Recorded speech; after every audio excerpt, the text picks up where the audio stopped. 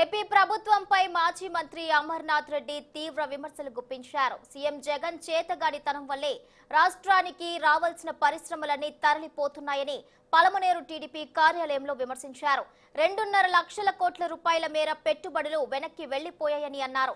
ఇక దీనిని యువత ఏమాత్రం క్షమించబోదని సీఎం వీటిపై సమాధానం చెప్పాలని డిమాండ్ చేశారు. పరిపాలన చేతగాకపోతే రాజీనామాలు చేసి ఇంటికి వెళ్లండి అంటూ హితవు పలికారు.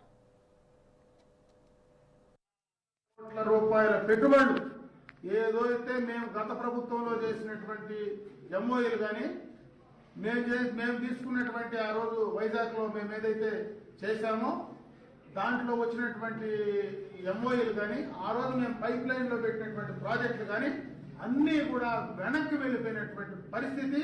దానికి కారణం పూర్తిగా కూడా ఈ ప్రభుత్వం జగన్మోహన్ రెడ్డి గారే.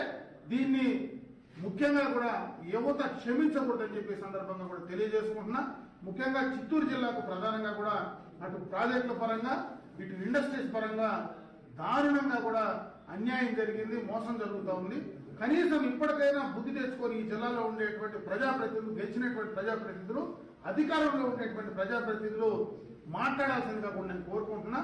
అదేవిధంగా రాయలసీమ ప్రాంతంలో ఏదైతే 49 మంది ఈరోజు గెలిచినటువంటి శాసనసభ్యులు, వైసీపీ శాసనసభ్యులు ఉన్నారో, మీకు నిజంగా ఈ ప్రాంతం పైన అభిమానం ఉండి ఈ ప్రాంతం పైన మాట్లాడే దమ్ము ధైర్యం ఉంటే నిలదీసి జగన్మోహన్ రెడ్డి గారి దగ్గర ఈ కార్యక్రమాన్ని చేయించండి. లేకంటే